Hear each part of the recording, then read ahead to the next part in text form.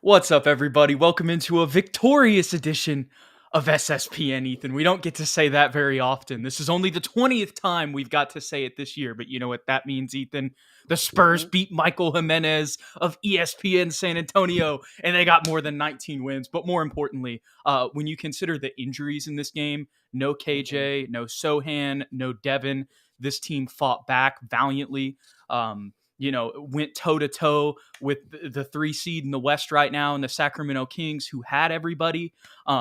Just a really great performance from the guys. And I think this was really a great example of the progression, at multiple different aspects throughout this year. Obviously, we'll get to 2 guys in particular that shot the lights out of the ball too off the bench that really helped the Spurs get this victory.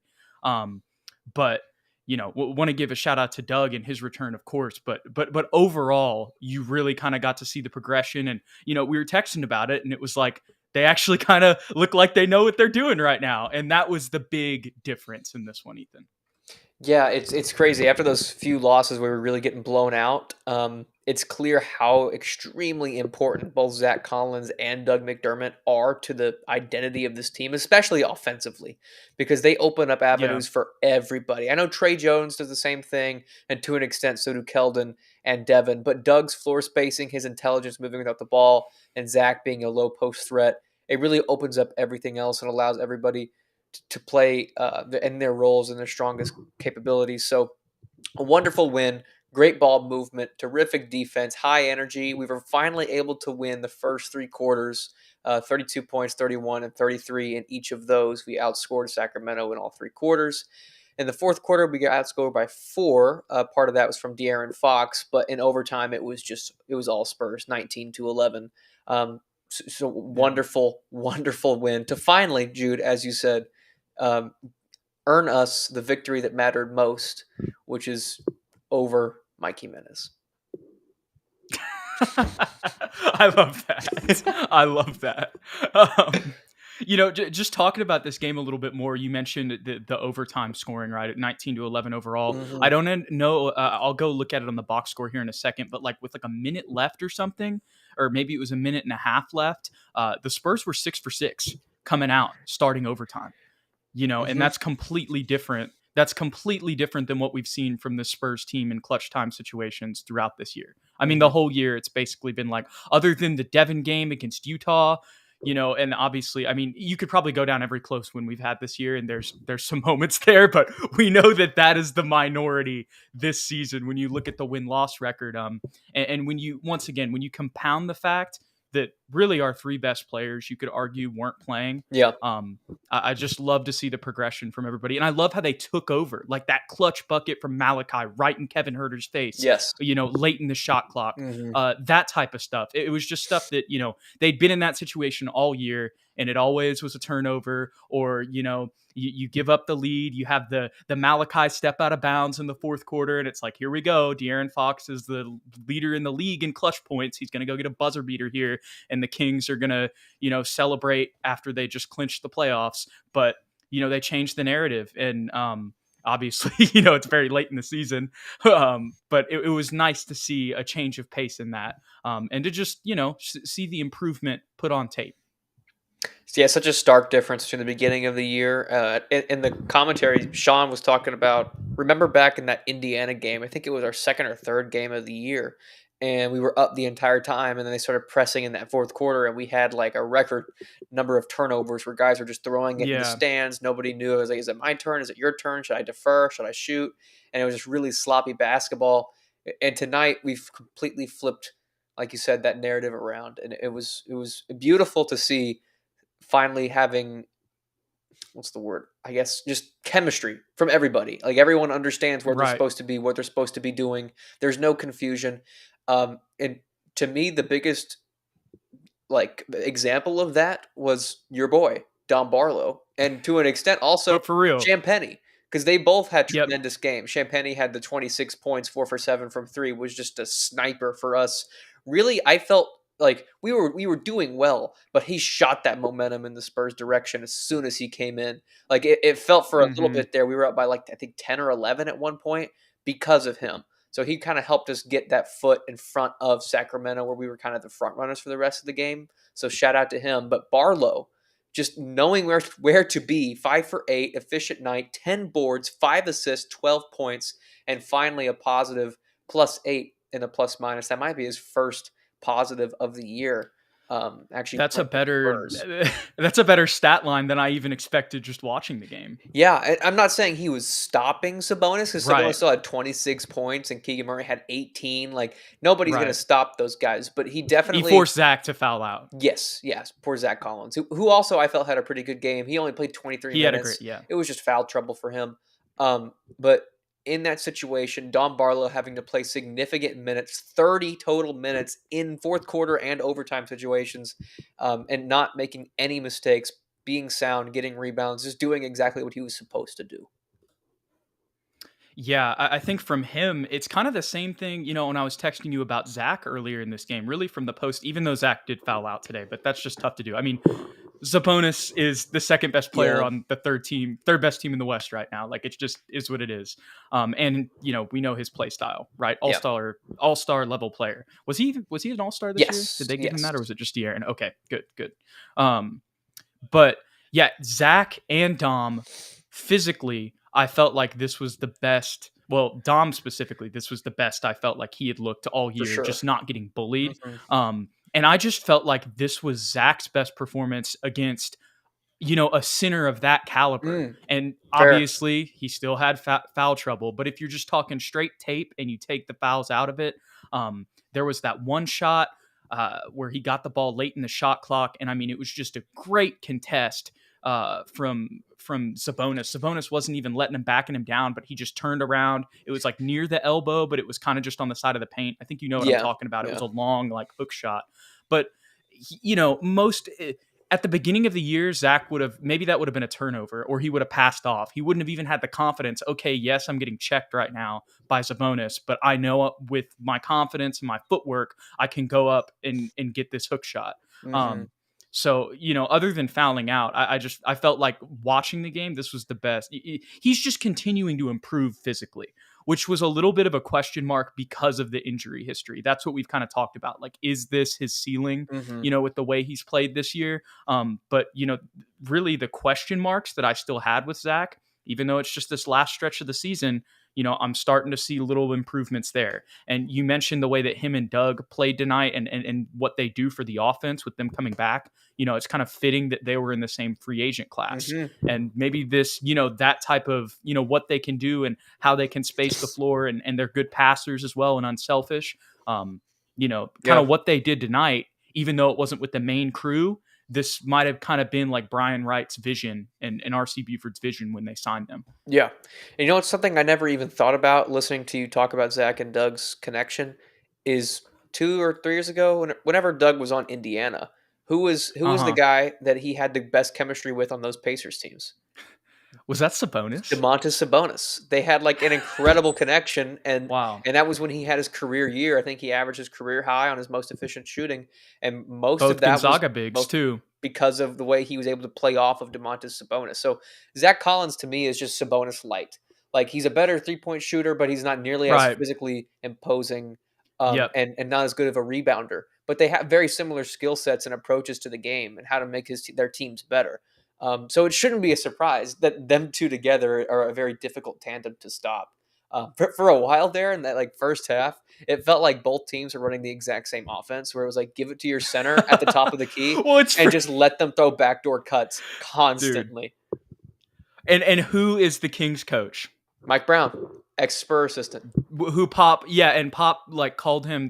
I had the Kings broadcast, Mhm. and Pop called him like his best friend or something this Wow. year in an earlier interview. So yeah, like their relationship has only continued to Hmm. grow as the years have progressed. And what do you know? They're running the same type of stuff we're running Yeah. with a Gonzaga big Yeah. I who mean, can pass. pretty much. And they Right? got So shooters and, the and guys that can cut and finish. So that makes sense. yeah, the connections are all over the place in this game. Mhm. Kind of funny. But just want to go down a little bit more of the individual, box scores for all the guys. Obviously, we've talked about a couple here and there, but Keita Bates Diop, not a crazy, stat line, but a very efficient stat line. Yes. 4 for 5, 1 of 1 from 3. made all his free throws, had 13 and 5. He's obviously always, contributes with his length defensively.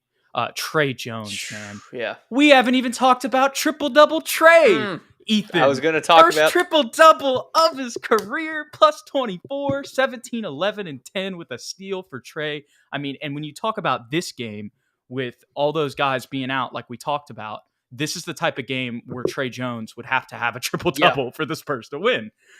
Yeah, I mean, he's been the facilitator all year long, and we saw a stretch with him not in the lineup, how difficult it was for us to get a basket, and so he continues to be an extremely vital and underappreciated piece of our team, offensively and defensively. Huge that he had 17 points on 7 for 11. I think he had a really clutch, like fadeaway mid-range jumper on De'Aaron Fox as well. Yeah. So has a clutch gene as well, and to me, you texted me back and forth a little bit. You were like, "Is De'Aaron Fox having a really bad game? Like, is Trey doing like a really good job defending him?"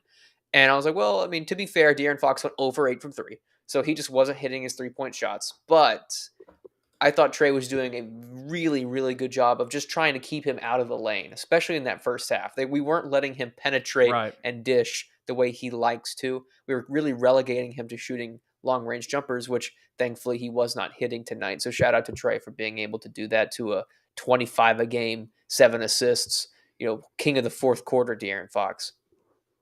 Right. No, and when you think about, if you just looked at the box score for this game, Ethan, it would be like, oh, De'Aaron did his thing. But what you wouldn't know is that he only had 4 points in the first half. And so that, shout out to Trey there. Obviously, some of that was De'Aaron missing shots, but, the Spurs were doing something right, limiting, because normally, even though he does lead the league in fourth quarter points, so he does get a lot of points in the second half. Still, he doesn't usually shoot like that. Like, that's probably one of his like worst stat lines in the first half throughout this year, for sure. Which is, why he lost the Spurs. Yeah. But he still had a good game. I don't want to take it away. They're in a much better position than us. Don't get it twisted. But I also like the defense we played on Kevin Huerter tonight. He went 2 for 12 from 3. That was a big reason why the Spurs were able to win. I mean, really, when you look at it, watching the game, I didn't feel like Keegan Murray had a great game. But when you just look at the stat sheet, I mean, obviously, Sabonis did what he's going to do. But Sabonis and Murray are really the only two guys that you let have efficient shooting nights. Everybody else didn't shoot well for them, other than Alex Len. But he was 3 for 5. Yeah. So I'm trying to think about it. Were they wide open threes they just couldn't hit, or was it great defense? I feel like we were doing a better job rotating. Yes, we were, for sure. Coming out, we were double teaming Sabonis or whoever, or chasing. Even on the last possession, yes. not to interrupt I was gonna you, say but that. Yeah, when Kevin Huerter, what was happening? We had De'Aaron Fox, and then obviously we had to go double team because, if we don't double team, he's gonna end the game, as he has all year. But on the double team, the rotation from Malachi to contest Kevin Huerter, that was the change for the Spurs in this game, as opposed to other ones where he'd probably be wide open. Yeah, guys were not having to turn their heads a lot to figure out, who am I supposed to be on right now? It seemed very instinctive tonight. Now, probably Sacramento was just also cold from 3. Give them credit; they're probably a lot better than this normally. But it's still a really positive sign to see San Antonio be able to turn around like that on defense. Yeah, for just for context, they've blown us out in every other game this year. So they definitely we're not overblowing that we should be in the playoffs for any Sacramento Kings fan to maybe be upset, because Sacramento to me is, I think, being really disrespected by the national media. We really like them. I'm really excited for them to be in the playoffs. I hope that they can do crazy things. But we're a Spurs channel, so we're trying to see the positives for the Spurs point of view. But yeah, Blake Wesley started. I'm just going to jump to this point. No, go ahead. It felt like he was having a really good game in that first half, and then kind of, I don't know what it was. I guess he was trying to do too much. It felt like trying to make every single play. I know, and it led to 4 turnovers for him. He only shot 2 for 7, only 1 3. But not the best stat Still line. Didn't play as bad as his stat line, though, I didn't think so either. Game. The eye test was different than he had high energy. He was penetrating. He was being aggressive. He couldn't find the open man as normally as he was in previous games. Yeah, for sure. And then when you also factor two guys on the bench, specifically Julian Yeah. Champagny having 26 and Doug having 30, taking a combined near 30 shots between the both of Mhm. them. Blake didn't really have as much of an opportunity to score, like in a good Yes, in a way. very good He way. he just right, but he wasn't going to be the main guy that they were looking for to go get buckets when he Yeah. was out there. He's like, okay, your job is to set up the offense for these two guys who are going crazy right now. And poor Devontae only had 19 minutes, 1 for 6, but what I like Yeah, about that is, yeah, we had to pull him out of the game because he wasn't shooting well. The next guy stepped up and was able to contribute, I guess that being Champagny. absolutely. But Devontae was still like the most animated dude on the bench, standing up Yeah, constantly, I noticed that. cheering for his teammates, yelling at the refs, doing whatever it took to be that bench mom. So I'm still happy with what he was able to contribute, even if it wasn't actually on the court. Yeah. Hey, that's why we traded Yep, for him, right? yep. Leadership vet. Yep. Oh my gosh. Malachi, 5 assists, 15 tonight. Didn't have the Mm, greatest 3-point shooting night, but still had a pretty efficient night overall. Had the two turnovers, that one that was almost yeah. costly there, but made up for it in an overtime with that bucket over Kevin Herter. Um, Mamu didn't have the craziest stat line, but he still did Mamu things. Love what he brings to the table. Had a steal tonight as well. Um, when you said Barlow earlier, I'm pretty sure you said this, but I didn't realize he had 5 assists. Hmm. So that's that's something he hasn't done this year. So love to see that. Looking at here, just another weird thing did Romeo get hurt, or were we just like Champagne's going crazy? What he did is he turned the ball over twice in the same way, He has to turn over. and yeah, he would, because we were I playing really saw him good. once. We were playing terrific in that first quarter with the Poor starting unit. Romeo, We were man. passing constantly. The ball was fluid. We Uh, were getting backdoor cuts. Nobody was playing one on one. And then the bench unit came in, and it was him and Blake at the backcourt, and they both were to an extent. But Romeo, every time he caught it, he would like pause, jab step, and then try and dribble between two defenders, and he got ripped I know twice. exactly what you're talking about. That's the one play I remember. And he's like on the ground, and they got a fast break Oh dunk, and no, Pop was like, man. "Okay, come on out, Champagny, go get Go 26." go snipe, please. And Man, yeah, he proved us wrong. Specifically, like I remember I was like, I think it's gonna be Romeo who gets cut. And he didn't. Um, but poor guys. he's Champagne's struggling. come in and took his minutes. Oh Ugh. no. And you know what's great about Champagny is I know we're saying he was a sniper, which he was, 4 for 7 from 3, but he had 5 shots, 5 Yeah, just normal field goals from aggressive backdoor cuts, just yeah. finding the open lane, catching the Yep. ball, that's an underrated skill. Being able to catch It's a very backdoor Doug cut, reminiscent. I wonder if very he's Doug. learning from him. Finishing strong too. I hope so. Yeah. I sent you a text. Champagne's the next Kobe Bryant, and Don Barlow's the next Shaquille O'Neal. So I'm Dom signing on. Garnett. Yeah, Dom Garnett. He had two mid range jumpers. They were Looked nice. nice. Yeah, I know nothing they but did. They net. were the best they looked on. But that's the type of stuff you would see him do in the G League. So, you know, we'll see what happens with our two-way guys and Dom Mm, Barlow and Julian Champagny. But so tonight, you know, there's so much you can say about the G League and it doesn't translate. But seriously, y'all go if you haven't yet.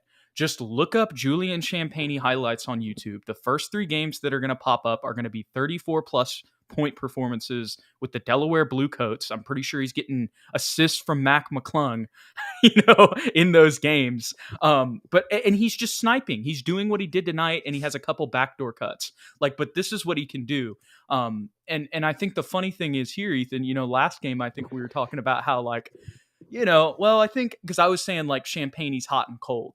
And mm. what you were saying is like, well, it's that he's not when he plays with Devin and Keldon, he shoots well, and Yeah, when he doesn't, which had been the story until yeah. today. So love to Well, see that he was able to, kind of put some of the things that we saw on tape in the G League together, even with, Sohan, Devin, and Keldon out. all it took was a little Zach Collins in the sprinkle in Doug, a little it's Zach Doug, Collins and Doug Doug McDermott. coming. He becomes a different guy. I love it. But another note on him, we were texting about it. If people forget, he's a rookie. Yeah, Another rookie pickup. He is 21, but still a rookie, first year out of St. John's. I definitely want him on the roster next year. I don't know St. John. capacity. I don't know where we'll find the spot. Um, because I think the problem with him, and this is obviously kind of a little bit, this is definitely an overreaction, me saying this, but even the Kings like announcers during the game, they were like, Julian Champagne's making himself some money right now. Like, I don't know. I don't think any other team is going to come in and offer him like a giant contract, but there may be somebody who looks at his tape and is like, we'll offer him $1 million more than the Spurs will, and he'll come actually be in our rotation. That's I guess what I'm like. I don't want I that to don't think he's happen. gonna make any Yeah. money. No Okay. offense to No, Julian, no, but I I don't. don't I don't mean like make any money. I just mean like maybe a team comes in and is like, we'll offer you a little bit more than the Spurs, and you'll actually maybe. be in our rotation. But I That's don't. the toughest thing is Yeah. getting him rotation minutes. Because we have a really good problem on our hands. Because when Devin, Jeremy, and Keldon come back, we still you mentioned Romeo, who's got his minutes taken by Champagny, but we still have Blake and Malachi and Trey and Devontae Yeah. Graham. And are we going to draft Scoot Henderson or was it Sir Thompson? Like who's going to be the guy coming Wembenyama, in? Jarris Walker, Wembanyama. right? We have a lot of players on the team, That's true. and they all are like really close, like as far as who should be playing and who shouldn't be. I mean, there's some that are like Yeah. Devin, Jeremy, Keldon, Trey, Zach, like for sure, and then I guess whoever we draft, most definitely going to get playing time. But the rest, I mean, Yeah. that's kind of up in the air. Hmm. Malachi's pretty sure. Yeah. Yeah. I'm kind of losing my train of thought here, but I think what I was getting at. No, okay, I'm remembering where I was at. This is a really good point, Ethan. Basically, you're kind of alluding, even though you weren't. You were basically alluding to there might be more moves made There this could be. summer, just because there's only so much space. And so there's one thing that I think could potentially be a remedy for this, where like all of them stay. And I was actually thinking about this. I was thinking about next year's lineup. Obviously, a lot of this depends on the draft, but if we do luck out and get the number one, very big if, like maybe we move Sohan to point. And I know this sounds crazy too, but I was like, I thought you were there's going to a say move no, Sohan. I was like, no. no. That's not what I was doing. Move him to point because Okay, Pop yeah, called him yeah, a point guard. So start yeah. him at point guard, right? And then you have Trey off the bench, which Mm, really is probably where his ceiling is. As much as I love him and he got a triple double tonight, maybe he's showing me his ceiling's higher tonight. He's proved me wrong. But, probably around the league, most people view Trey Jones as a solid backup point guard on a championship team like Tyus, right? yes, yes. Um, and this is, I'm getting real wacky with this, Ethan, but just bear with me. Like, if we were to play Wembenyama at the 4 next to Zach, because we've still got Mamu and Charles. And this is what I was thinking about Mm, because we were texting about Mamu and Charles because we forget about Charles. Y'all go check out the Spurs story that dropped today on the Spurs YouTube channel. Just talks about Charles Bassey's journey from Nigeria, like how he got to San Antonio, how he even started playing basketball. Really cool story. And it's ironic also earlier today we were texting about how I was like, man, if Bassey was playing these minutes instead of Barlow, mm. and then Barlow goes out and has the best game Yeah, that he's double played double. and specifically looks better physically, which was like the main thing I was pointing at, or hinting at when I was texting you. Yeah. I'm getting a little bit off track. Well, no, this is what I was saying. If we get like maybe you play him if you want to keep Zach, like there's a world where we could keep all these guys because we have played. I don't really like it, but we have played Malachi at the 3 this season. Yeah. So this is all theoretical, but like Sohan, Devin, Keldon, Wembenyama, Zach Collins. And then off the bench, this is all potential hypothetical that probably won't happen. Just very key asterisk here. But Trey Jones, Blake, because Blake's 6'5", Malachi, Mamu, Charles. I mean, and we'll probably make some signings as well too, but we can't predict that stuff. So just right now, who we have on our roster, I was like, maybe that would be a thing. But obviously, that depends on who we draft mainly. But I'd like to the real thing that I am curious about that I think like regardless of who we draft could potentially happen unless it's like Scoot is Jeremy moving to the starting point guard and then Trey coming off the bench. Could be I, wrong, but just something to keep an eye on maybe. I could see it. I mean, I don't know how likely it is, but I've thought about that as well. Actually, putting him at point guard, how Mm-hmm. that would play out. But we'll have to see. We'll have to wait and see. Definitely. Good comment from there, Nick. I love the Ring of the Row. All the So stuff they've been putting out is pretty good. I saw like I'm pretty sure there's like a rookie like series that they have mhm. but I haven't watched that one yet. So I need to check that out with Sohan, Blake, and Malachi. We've pretty much covered everything in this game, Ethan. But I guess just one thought that kind of popped into my head randomly, because even though we are seeing improvement from Blake, um, he seems to be the one that's still like having these type of games right now. Like even when Malachi has like a stat line like Blake, it doesn't necessarily look the way that it did for Blake tonight, like with the turnovers or the little mistakes here and there. Um, and this also ties into like, we've got to keep like a level head here because we've talked about it so many times. Like a lot of these guys are so much further ahead of like even like a Keldon or a Derek or a DeJounte, like whenever, where they're at right now. Like, sorry, I'm not wording that well, I but know what you're saying. yeah, like he's not as, Developed. developed as Sohan and Malachi, but also we've got to remember that like so many of these other Spurs rookies that we had, this is what I was trying to say, didn't even get like these opportunities that he had. Like they were still in the G League in April. I mean, well, the season's over, but if the G League was still going on at this point in the season, like on those teams, Keldon and Mhm. Devin's rookie year, they would have still been there. They wouldn't have been getting the minutes he's getting. So, and we've talked about this before, but like, what are your thoughts on Blake and kind of his outlook for next season and just his potential overall? I think we forget that Blake was actually a 25th overall pick, right? Like we so often compare him to me included to Jeremy and Malachi and where they are, but Mm-hmm. Jeremy was a lottery pick and Malachi most people had projected as Right. a lottery pick. So they should be ahead of where Blake Wesley is. And all the guys that we've drafted in and around the 25th pick, Derek, DeJounte, Keldon, like you said, They were they were the they were only still in. rookies too. Yes, and they were still really in the G League at his point, at the same point in his career that they were in theirs, if that makes sense. Yes. Like, so I'm not worried about it. Plus, he's playing the point guard position, which is the most difficult position to play in the NBA now, especially under Greg Popovich. He's notorious for really throwing his point guards in the fire and making them Yeah. learn on the job. Yeah. So it's only natural for him to have 4 turnover games with only 4 points and like 2 assists. Like that's going to happen. He will Especially on this team. especially on this team, because he's not surrounded right now, especially with Devin and Jeremy. He's not surrounded with a bunch of weapons either. So Right. like when he's out there, he's got Doug,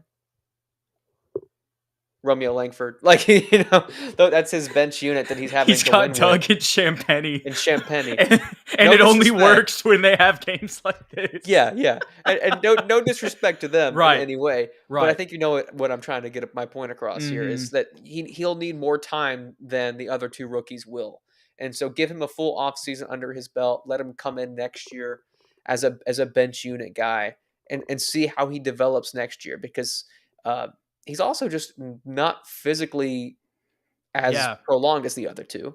Yeah. And Noah Magaro George always talks about in his tweets that like he just needs to develop finishing inside. Yep. Yep. And I think that's a really good point. If he can Yep. kind of figure out how to finish among the trees and take contact, everything else will come because I think he has good vision. He has good Mm-hmm. instincts. Clearly, he's athletic and he can get from baseline to baseline and finish. It's just the little nuances that he's still trying to get consistent. So I'm definitely, that's a really long-winded way of saying I'm not worried about him yet. Yeah, no, great points. Great points. I kind of just wanted to hear your perspective on that, and you kind of leveled me back a little bit. And another thing I was thinking about while you were talking is like, he's still got 3 years on his rookie contract, and he's Yeah. 19. Like, we're being super hard on him, but it's like, Hmm. let's just wait until he's 21 and see how he Yeah. looks. You know what I mean? Like, Yeah, because for at that sure. point, he's still gonna even have 2 years on his deal. Like, like we're not even near, considering a contract. I mean, not that that should even be in the conversation, but like No, yeah.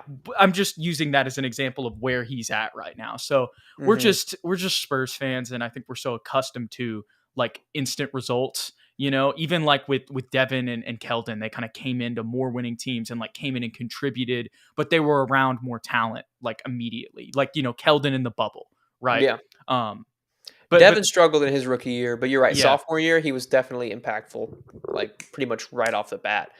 I think what's unfortunate for Blake is our expectations weren't actually like that high for Blake, Jeremy, or Malachi, or at least mine personally. Right, And at first, they were all kind of like on the same level, and then suddenly Jeremy and Malachi like they clicked, and they've improved so much so dude. quickly from the beginning of the year to now. Partially because they've been getting meaningful minutes pretty much the whole year, Hmm. so they have really like raised the bar on their Yeah. fellow rookie. Poor guy who's like, come on, guys, bring the bar back to like reality And you know here. what's so funny, dude? Is so obviously Sohan was hurt, so we didn't get to see him in summer league. Hmm. And as much as we were just talking about how Blake was a 25th pick in the Jay Billis's rankings that they had that night, he was hanging up there for a while too. So Hmm. he was kind of more in the teens. He wasn't where Malachi was, like in the late lottery, but he was higher than 25. And we saw what he did in the summer league. And I said Yeah, this, I was like, I think he might be the most NBA ready out of all of them. Blake. It's And I was crazy. so wrong. But like so many of us thought that Yeah. coming into the season, and it's kind of flipped. But at the same time, what we have to remember, this is another thing I was realizing when you were talking earlier. Derek, DeJounte, Keldon, Devin, yes, there were second round picks, but they were the first round picks. They got the majority of the attention and like, okay, we need to develop this guy. You know what I mean? In Mm, Blake's case, I mean, you've got two other first rounders there who were projected to be lottery guys, yeah. next to you. And I'm not saying that he's not getting the development he deserves. I'm just saying like that's a different like Blake might be further along if he was the only rookie drafted in the first round, if that makes sense. For sure. And I think it's also just consistency because he's shown us games where he's looked like the best rookie. Like I Here you think about go. like that. Yeah. Like there's been like a handful of games where you're like, man, this guy's next level. Like he gets 16 and 8 assists and a couple steals, and you're like, this guy's that dude. Yeah, he did bounce the He ball does too. have some good moments. Thank you, Hanover. And thank you for being in here before overtime was even done. I saw that when I was changing the time. Shout out to you.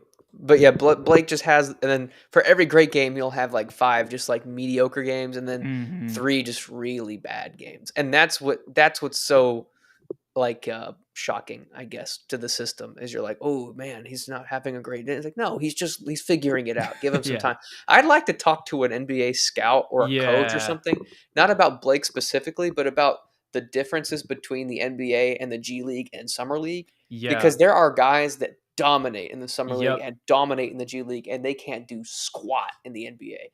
And then there's guys that are just like okay to not very good in the G League and Summer League, and they're just otherworldly in the Yeah. NBA. Yeah. So like, what's the difference in skill set or mindset that like allows them to Yeah. dominate in some games and not others? Yeah, I think some of it has to do with the scoring, but Hmm. really it would have to be explained by like a scout or somebody really in the know because we've kind of had a similar conversation to this before on the show, and the only thing that I can really think of that can even like apply to what you're talking about is Marcus Howard did a video for the G League, and he was just talking about the toughest leagues to score in, and he was saying like. I messed up on this last time, but he was saying like the Euro League is number one hardest to score in, and then when it comes to the easiest leagues to score in, the easiest would be the NBA, and then the second easiest is the G League. Mm, And he's kind of traveled all around. And there are some other leagues he put on there, not just the Euro League, but like there's the NBL, I think hmm. too.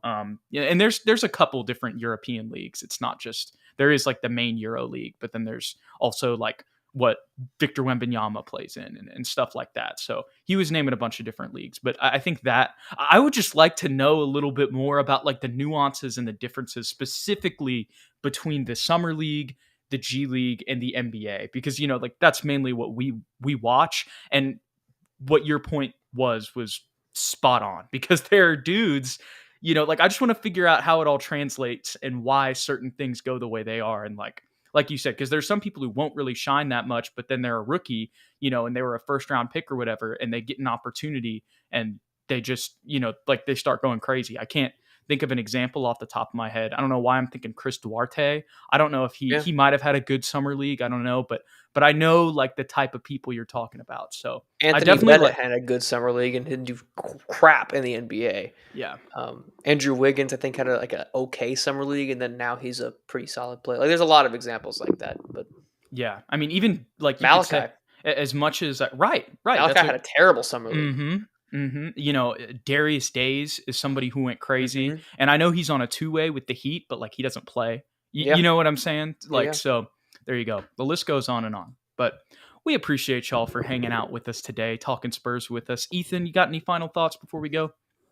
Go Spurs, go, baby, as always. Yes, this was a good one. We hope you guys Mhm. enjoyed the win. We made it to 20 in our mid-year podcast where we were talking about goals for the Spurs for the rest of the season, Ethan. It was previewing the post-All-Star break Spurs. I had one goal, Ethan, and it was get to 20. And we got to 20. We made it to 20. We Let's made it. go. We Let's did it. go. Anything is possible. This was our championship tonight. Excellent. Yes. Oh my gosh. Thank y'all for hanging out with us. Don't forget to like and subscribe below if you enjoyed the content here today. Tell your friends about it if they're Spurs fans. If you want to stay up to date with the show or watch it on Twitter, follow us on Twitter at SSPN on YT, at Jude McLaren, and at Ethan_Quintero to stay updated with the show. We appreciate y'all. Go Spurs.